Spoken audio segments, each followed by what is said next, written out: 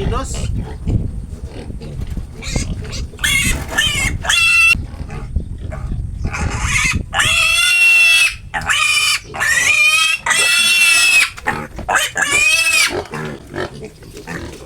Yan. Okay na. Naiwalay na natin itong mga anak ni Gina.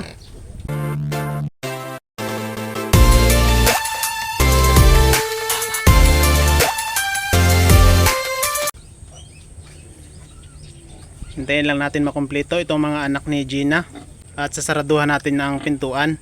Dahil ngayon ay atin na itong pupurgahin at tuturukan ng vitamins para makuha na ng mga buyer. Ilan na ba to? Isa, dalawa, tatlo, apat, lima. Kulang pa ng isa. Hintayin na lang natin. Tapos sasaraduhan natin yung kanilang daanan. Yan yung isa, oh. Pasukin natin. Dandahan lang. Baka tumakbo. Dik. Pasok. Pasok. Ayun, pumasok na. Tanggalin natin to.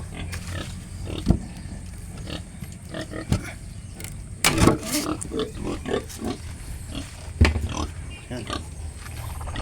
Yan na kayo makadaan.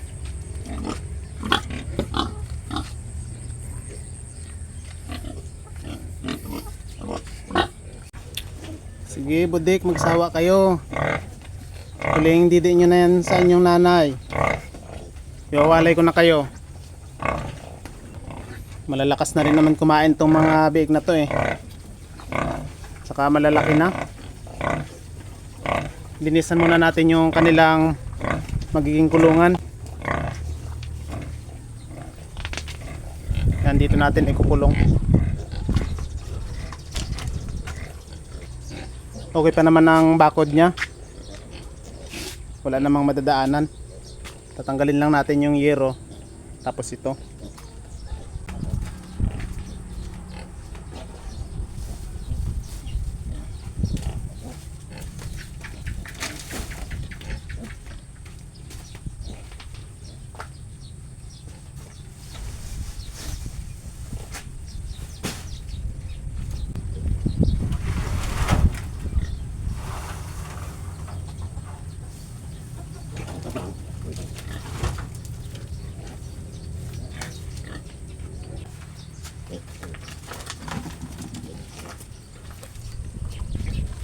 Okay na. Nakalabas pa yung isa. Yan, dito dumaan. Tapusin lang natin ito na maturukan at malagay dun sa kanilang kulungan. Tapos itong isa, papasukin na lang ulit natin dito sa loob. Mayroon tayo ditong dalawang syringe. Ito 1 ml. Tapos ang gagamitin natin na vitamins ito, Bilamil. Ang ituturok natin ay 1 ml nitong Bilamil bawat isang biik. Tapos ang pamurga natin ay ito, Ivermectin. Dito sa Ivermectin, ang isang ml ay kailangan na 33 grams. Pero ang ating biik sa tansya natin ay nasa 8 kilo. Kaya ang ituturok natin ay 0.4 lang.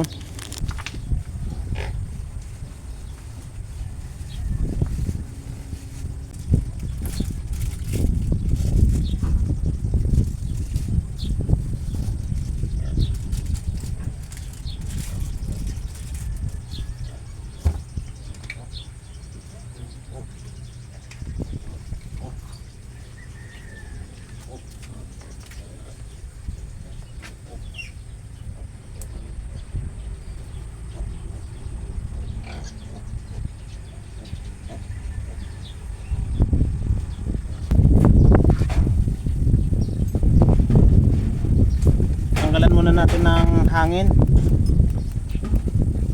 Pitik-pitikin lang natin itong syringe para tumaas yung hangin.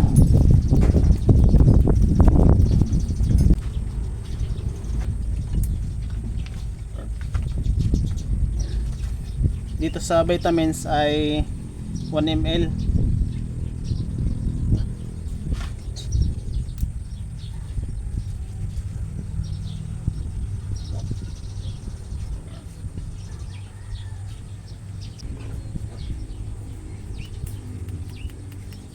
Ganon din, tanggalan natin ang hangin. Sa pagtuturok naman ng pamurga at vitamins, pwede naman na isabay natin itong vitamins sa pamurga. Pwede rin na mauna ang pamurga bago ang vitamins pagkalipas ng isang araw o 2 araw. Pero wag nating iuuna ng pagturok itong vitamins, kailangan na mauuna ang pamurga.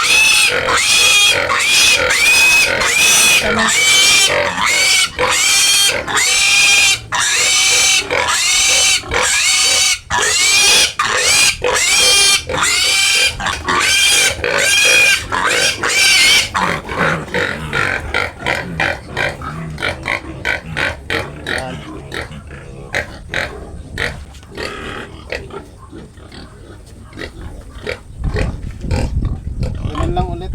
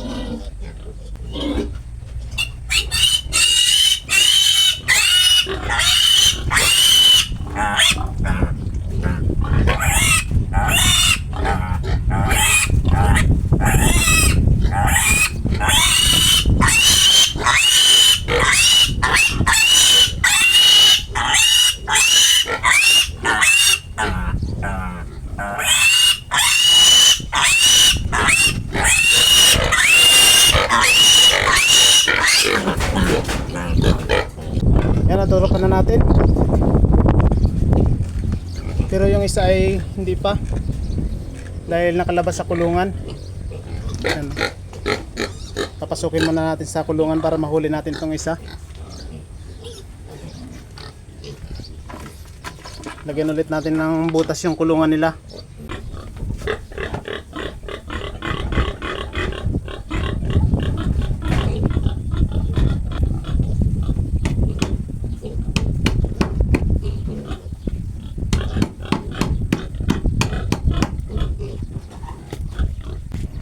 Yan, papapasukin natin yan sa butas.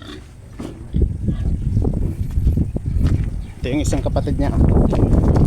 Pasok doon.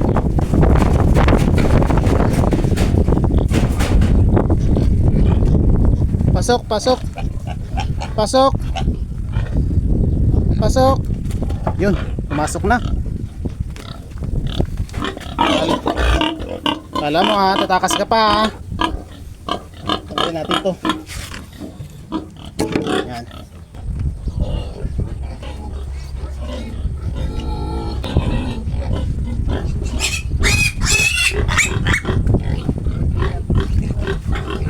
Luhin natin kaya lagi to.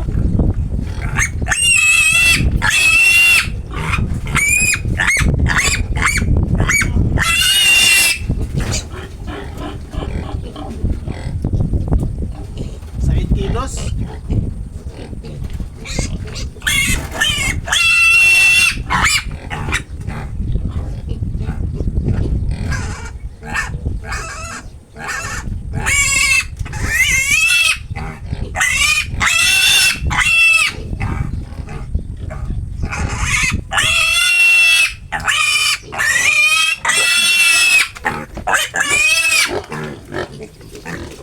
Yan.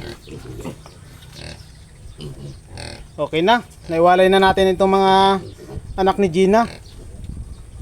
Mayroon dalawang paraan na ginagamit tayo sa pagpurga nitong mga biik. Yung isa ay yung ginamit natin ngayon, ang pagturok ng ivermectin na pamurga. Ang isa naman ay ang powder. Hinahalo natin sa pagkain ng mga biik. Itong inahin naman, hindi na muna natin papakainin ngayon. Mamayang alas 3 na natin pakakainin. At ang gagamitin natin na pamurga dito ay powder. Ihahalo natin sa pagkain niya. Kaya ginugutom natin ngayong umaga para kainin niya yung pagkain na may halong pampurga. Dahil mapait yun. Mamaya ka na kumain. Pupurgahin ka para mabilis ka maglandi. Kapag napurga na natin ito, sa loob ng 1 week ay maglalandi na rin itong si Gina. Kaya mabilis lang ay buntis agad itong inahing baboy natin. O paano mga kamangyan? Hanggang dito na lang muna ang ating video. Sa mga baguhan at nagpaplano pa lang na mag-alaga rin ng native na baboy, tulad sa gantong klaseng alaga ko. Sana ay may matutunan kayo at maging inspirasyon. Maraming salamat sa panonood mga kamangyan. Happy farming! Bye-bye!